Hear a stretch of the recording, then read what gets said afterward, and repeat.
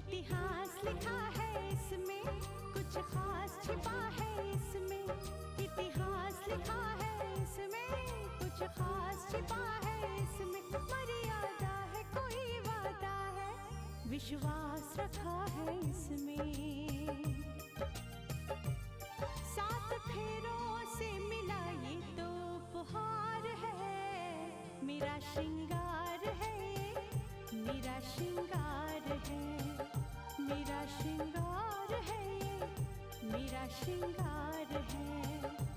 मंगलसूत्र मंगलसूत्र मंगलसूत्र मंगलसूत्र मंगलसूत्र मंगलसूत्र मंगलसूत्र।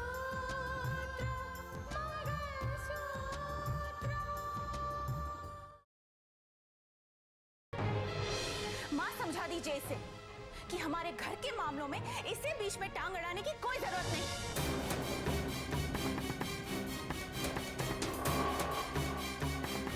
समझ में नहीं आ रहा कि किसने किया है, लेकिन जिस किसी ने किया है इस शहर को आग में झोंकने की कोशिश की गई है।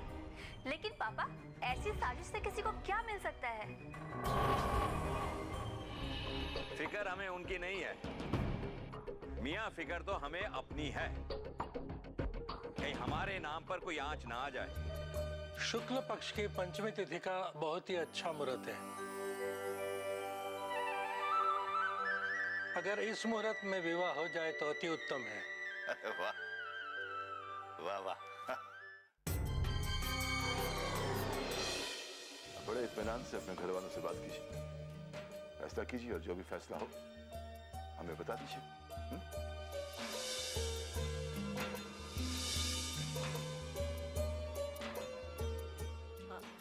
वैसे मानस और रितिका लगता है काफी देर से लौटते हैं। हाँ, वो क्या है कि वो शहर का लॉ एंड ऑर्डर संभालना होता है, उसकी जिम्मेदारी रितिका की है। और फिर न्यूज में बताना भी होता है जनता को कि क्या चल रहा है शहर में, तो इसलिए देर हो जाती है। बड़ा अफसोस होता है जब शहर में इस तरह के दंगे होते हैं। बिना मतलब के बेगुनाह का खून बहता है। मुझे तो शक है, शक ही क्या बल्कि मुझे यकीन है कि इन दंगों के पीछे जरूर गुलशन शाह का हाथ है। गुलशन का?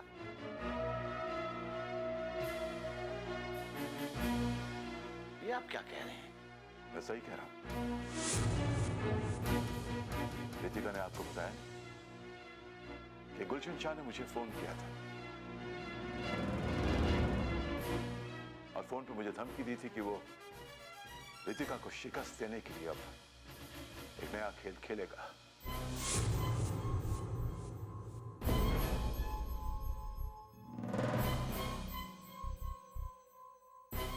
समझ में नहीं आता कि ये नया खेल कौन सा खेल है।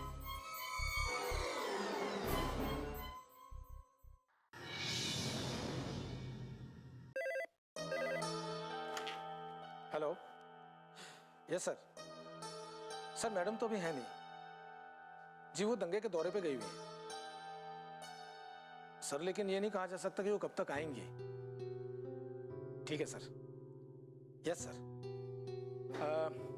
ओके सर, आपकी खबर पहुंचा दूंगा मैडम तक। ठीक है sir, thank you sir. Good morning madam.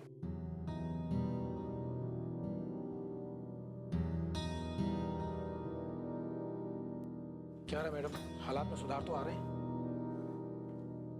हाँ देवेंद्र, हालात तो धीरे धीरे सुधर रहे हैं, लेकिन इन दंगों में जिन जिन लोगों के घर उजड़ गए हैं ना, वो तो इतनी आसानी से नहीं बस पाएंगे। मैं अपनी आंखों से देखकर आ रही हूँ देवेंद्र, कैसा दौर आया है। और देखो ना, ये कैसा जुनून है देवेंद्र, जिसकी वजह से एक इंसान दूसरे इंसान से इतना दूर होता जा रहा है। पता नहीं मैडम, लेकिन अब हमारे पास अफसोस करने के सिवाय और कोई चारा ही नहीं। नहीं देवेंद्र, इन दंगों में जिनका भी जितना भी नुकसान हुआ है, मैं उसकी भरपाई के लिए अपनी तरफ से पूरी पूरी कोशिश करूंगी। मुझसे जो भी बन पड़ेगा मैं वो करूंगी। हाँ, ये बात है कि मैं उनके जख्मों को पूरी तरह से भर नहीं सकती, लेकिन उनमें मलहम तो लगा सकती हूँ। जी हाँ मैडम, जिन दंगाइयों को पुलिस ने गिरफ्तार किया था उन्हें धीरे धीरे रिलीज किया जा रहा है। हाँ, अब देखिए ना, इतने सारे लोगों को इतने दिनों तक जेल में रखा भी तो नहीं जा सकता, इसलिए छोड़ना पड़ता है, क्या करें। आप ठीक कह रही मैडम, लेकिन इतनी गिरफ्तारियों के बावजूद अभी तक ये पता नहीं चल पाया कि ये दंगा शुरू क्यों हुआ, आखिर इसके पीछे मकसद क्या था। और हाँ मैडम, आपके आने से पहले एसडीएम साहब राजेश्वर जी का फोन आया था। क्या कह रहे थे वो भी यही कह रहे थे कि इस दंगे की पूरी तरह से छानबीन की जाए। होगी देवेंद्र, छानबीन जरूर होगी। सच्चाई तक पहुंचने के लिए मैं कुछ भी करूंगी, कुछ भी। किसी और को हो ना हो, लेकिन मुझे इस बात का यकीन है कि इसके पीछे किसका हाथ है। क्या आप जानती थी? हाँ देवेंद्र, रोशनी के लिए घर में चिराग जलाया करते हैं, और आज वही चिराग घर को जला रहा है। जिन लोगों को रक्षक बनाकर हमने अपने सर पे बिठाया था ना, उन्हीं में से कुछ लोग भक्षक बन रहे हैं,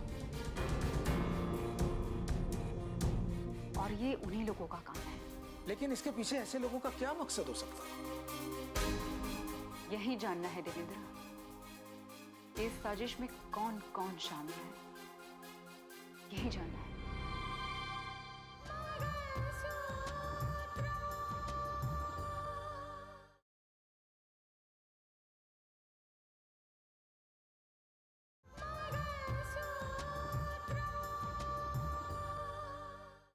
शहर में एहतियातन तौर पर जो दंगे के लिए गिरफ्तारियां की जाती हैं, पुलिस ने तुम्हें भी उसी में गिरफ्तार किया था, लेकिन पुलिस को तो तुम्हें छोड़ना ही था। अरे भाई, तिलक लगाकर तुम इतने मासूम जो नजर आते हो लेकिन उन्हें क्या पता कि दंगे की चिंगारी भड़काने वालों में से तुम भी एक। अरे चिंगारी की बात करो हो आप, हैं? अरे आग लगाने वाला तो मैं ही था, और वे 4 आदमी जो मारे थे, मन्ना अकेले ने मारे थे, और इस तरह मारे थे कि देखने वाले मुझसे और मेरी करतूत से नफरत करने लगे। बस यही तो चाहता हूं मैं, कि नफरत की आग चारों तरफ फैले। करना पड़ता है ना भाई, छोटे मोटे दंगे करने के लिए तो इस तरह की हरकत करनी ही पड़ती है। क्या करें कि लोगों को सब कुछ नजर आए, लेकिन फिर भी ये ना नजर आए कि करने वाला कौन है। और मीडिया वाले, अरे वो तो बैठे ही ये सब दिखाने के लिए, नफरत की आग वही तो पहला। अरे अर्जुन, कहाँ हो तुम? कब से तुम्हारा इंतजार कर रहा हूं भाई। ये कौन है? अरे छोड़ो, ये अपना ही आदमी है। और बस ये समझ लो कि अब ये हमारे लिए आगे भी काम करेगा, और हमने अपनी मंजिल तक पहुंचने का रास्ता वो भी तय कर लिया है। तो कब तक पहुंचेंगे हम उस मंजिल तक? उस रास्ते पे कब तक चलेंगे? इंतजार करो, इंतजार करो, थोड़ा सा इंतजार करो अर्जुन। हमें अपनी मंजिल तक पहुंचने के लिए सब्र करना होगा, और तुम्हें क्या करना है ये वक्त आने पर मैं तुम्हें बताऊंगा।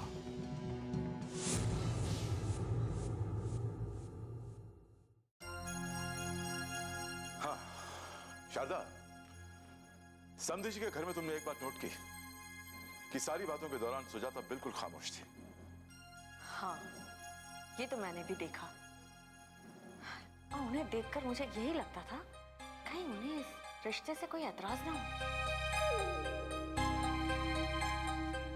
ऐतराज तो उसके चेहरे पे लिखा हुआ था शारदा।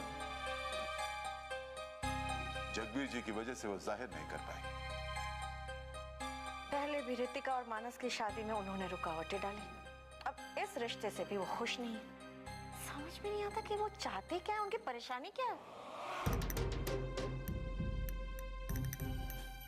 परेशानी, उनकी परेशानी तुम नहीं समझोगी, मैं जानता हूं उनकी परेशानी क्या है।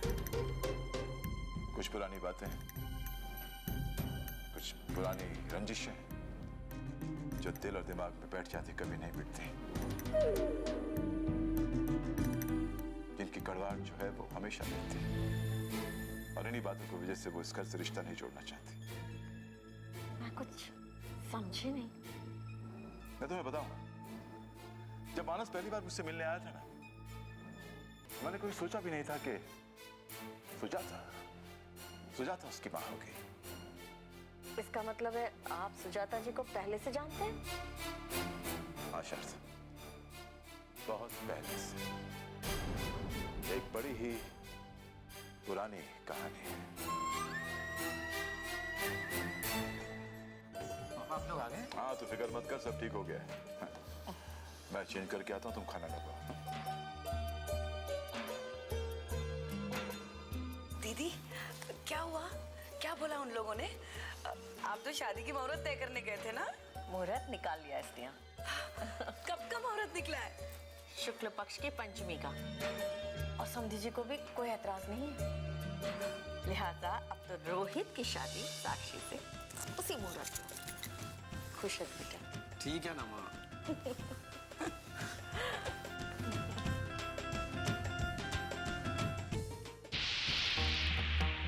तुम्हारी आंखों में जो ख्वाब है कि साक्षी तुम्हारी बने, कितना मजा आएगा अगर ऐसा ना हो कि साक्षी तुम्हारे बजाय किसी और की बन जाए। काश कि ऐसा हो सकता।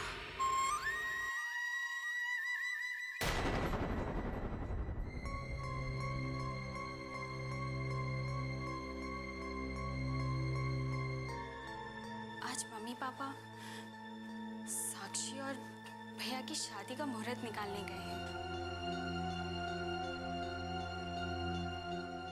और शादी की तारीख भी तय हो जाएगी। लेकिन किसी को ये नहीं मालूम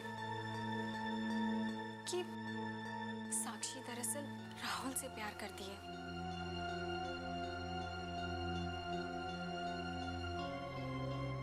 और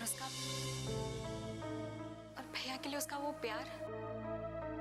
प्यार सिर्फ एक नाटक है। मैं ये बात सबको कैसे समझाऊं, कैसे बताऊं सबको?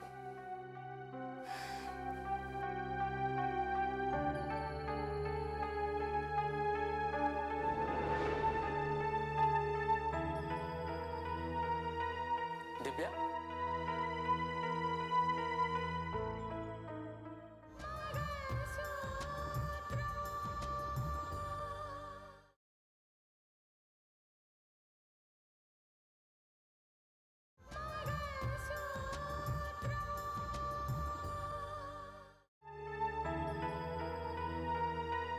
दिव्या,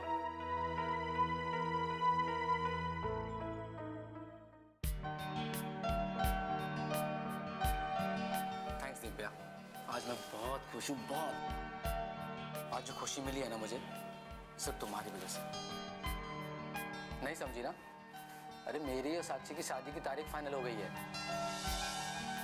और मुहूर्त भी निकाल लिया है। अच्छा, तो मम्मी पापा वापस आ गए? हाँ, माँ ने तो मुझे बताया है, शादी की तारीख पक्की हो गई है। क्या बात है दिव्या, तुम्हें इस बात से खुशी नहीं हुई? नहीं भैया, ऐसी बात नहीं है, मैं बहुत खुश हूँ। तो फिर तुम्हारे चेहरे पे वो खुशी क्यों नहीं है? भैया, मैंने एक बार आपको कहा था ना कि शादी के फैसले बहुत सोच समझ के लेने चाहिए। ये फैसला मैंने और साक्षी ने सोच समझ कर ही लिया है। दिव्या, अगर तुम इस फैसले से खुश नहीं हो तो प्लीज मुझे समझाने की कोई जरूरत नहीं है, समझी तुम?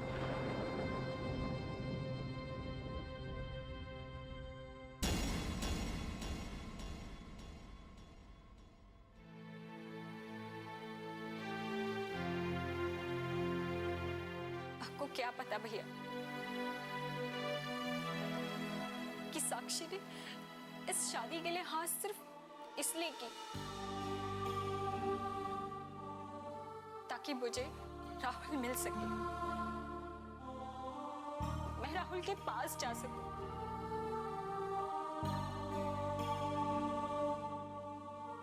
साक्षी ने खुद को राहुल के रास्ते से हटाने की कोशिश की है।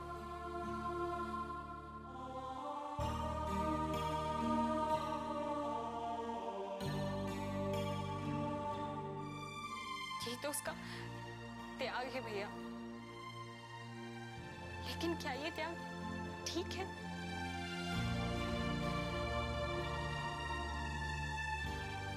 मैं नहीं जानती भैया कि ये सही है या नहीं।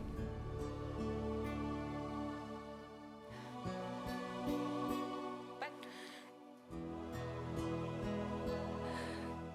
कुछ तो गलत है भैया।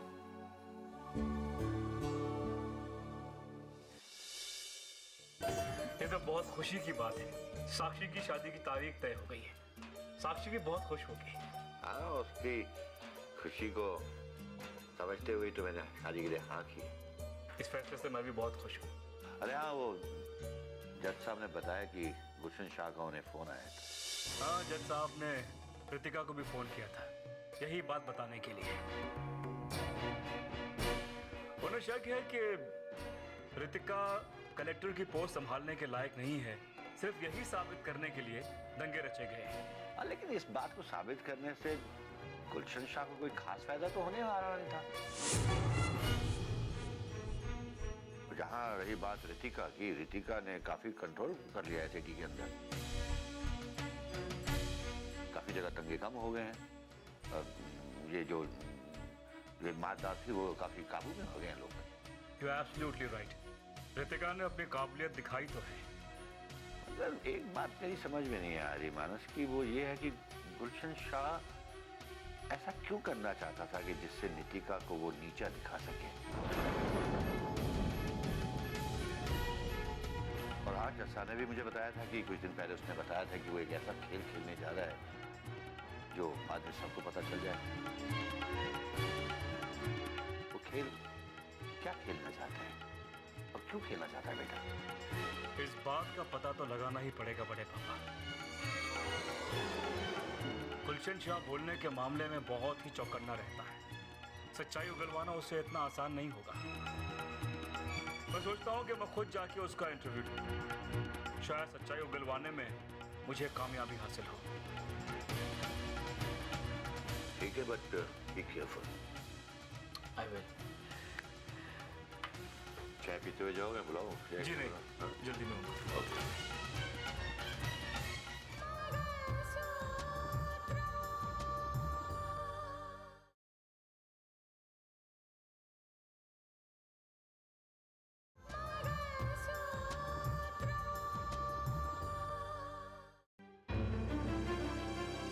देख कर नहीं चल सकती क्या? कुदरत ने भी तो आपको आंखें दी हैं। बहुत जुबान चलने लगी है, एक दिन बहुत नाम रोशन करोगी। आप होती कौन हो मुझ पे तंज करने वाली? मुझ पर उंगली उठाने से पहले एक बार अपनी गरिबान में तो झांक के देख लो कि कितने अच्छे आपकी आदतें और तेवर है। Shut up. You shut up. क्या हुआ समरी? कुछ नहीं मॉम, मैं शूटिंग के लिए जा रही थी और इन्होंने मेरा सारा मूड स्पॉइल कर दिया। तुम्हें कितनी बार समझाया है, क्यों मुंह लगती हो ऐसे गलीज और बाजारू लोगों की? बस बहुत हो गया। मुझे गलीज और बाजारू कहने से पहले ये सोच लो कि तुम्हारी बेटी क्या करने जा रही है। मैंने जो किया था वो मेरी मजबूरी थी, लेकिन तुम्हारी बेटी जो करने जा रही है उसमें तो तुम्हारी मर्जी है। और ग्लैमर की दुनिया में तो वैसे भी लड़कियों को किस हद तक गुजरना पड़ता है और क्या क्या करना पड़ता है, ये मुझे अच्छी तरह से मालूम है। और ये तुम्हें भी अच्छी तरह से मालूम है और बनने की कोशिश कर रही है। खबरदार। तुम्हारी ऐसी खोखली दलीलों से अब मैं अपना एम नहीं बदल सकती। मुझे अपनी इज्जत की हिफाजत करनी अच्छी तरह आती है, तुम्हारी तरह। तमरीन, इसे तो अपनी इज्जत की परवाह नहीं है, मगर तुम्हें तो है। कीचड़ में पत्थर फेंकने से छींटे अपने ऊपर ही आते हैं। ये कहावत सिर्फ सुनी थी, आज देख भी लिया। तुम अपना मिजाज खराब मत करो, जाओ खुशी खुशी जाकर अपना काम करो। वैसे भी किसी की मजाल नहीं है कि सेठ जमाल की बेटी के साथ बदसलूकी से पेश आए।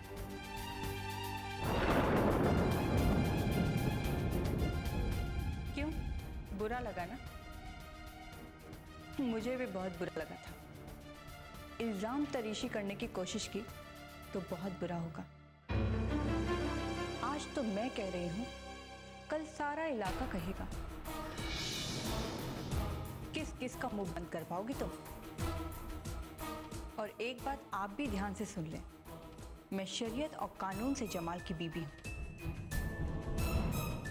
बाकायदा निकाह किया है मैंने उनसे, और मैं ये बिल्कुल बर्दाश्त नहीं कर सकती कि आप मुझे बात बात पर जलील करें। उन पर मेरा उतना ही हक है जितना आप लोगों का।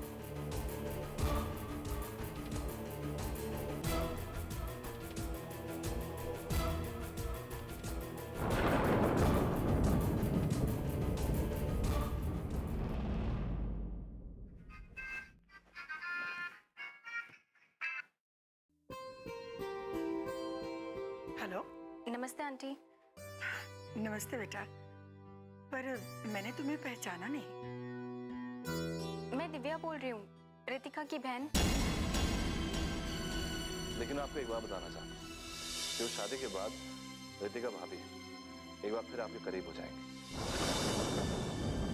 पुराने रिश्ते बदल चुके हैं, लेकिन नए रिश्ते उसे जोड़ देंगे। अच्छा ठीक, मैं काम करता हूँ, मैं उसे फोन करता हूँ और उसे कहता हूँ कि वो खुद आकर आपसे